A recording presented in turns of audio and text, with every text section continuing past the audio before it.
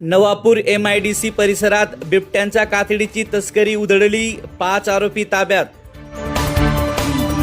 नंदुरबार जिल्ह्यात वन विभाग आणि वाईल्ड क्राईम कंट्रोल ब्युरो मुंबईच्या टीमने संयुक्त कारवाई करत वन्यजीव तस्करीवर मोठा घाव घातला आहे। दिनांक 15 एप्रिल 2026 रोजी मिळालेल्या गुप्त माहितीनुसार नवापूर MIDC परिसरात सापळा रचून बिबट्याच्या कातडीची तस्करी करणाऱ्या टोळीचा पर्दाफाश करण्यात आला।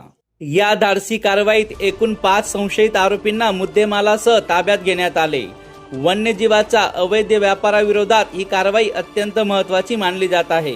सदर कारवाईत बिबट्या या वन्य प्राणीचा तुकड्यांच्या स्वरूपातील कातडी वाहतूक करण्यासाठी वापरण्यात आलेल्या पांढऱ्या रंगाची मारुती कंपनीची स्विफ्ट कार क्रमांक GJ 26A1513, काळ्या रंगाची युनिकॉर्न गाडी क्रमांक GJ 26P 9668, काळा व लाल रंगाची डिस्कवर गाडी क्रमांक MH39Q 4460 आणि हिरो कंपनीची काळ्या रंगाची स्प्लेंडर गाडी क्रमांक GJ 22M 1447 इत्यादी मुद्देमालासह आरोपींना मध्यवर्ती रोपवाटिका नवापूर येथे आणण्यात आले।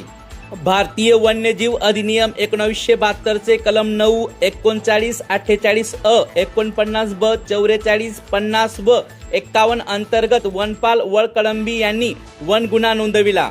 आरोपीची शासकीय वैद्यकीय रुग्णालय नवापूर येथे आणून त्याची वैद्यकीय तपासणी केली।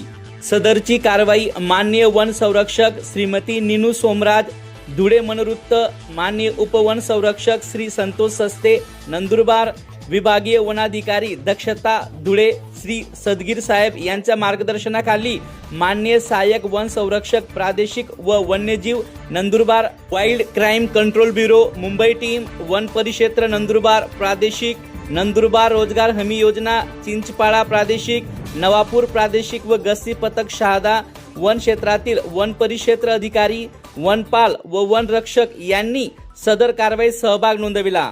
पुढील तपास श्री अमोल काशीकर परिक्षेत्र अधिकारी नवापूर प्रादेशिक करीत आहेत।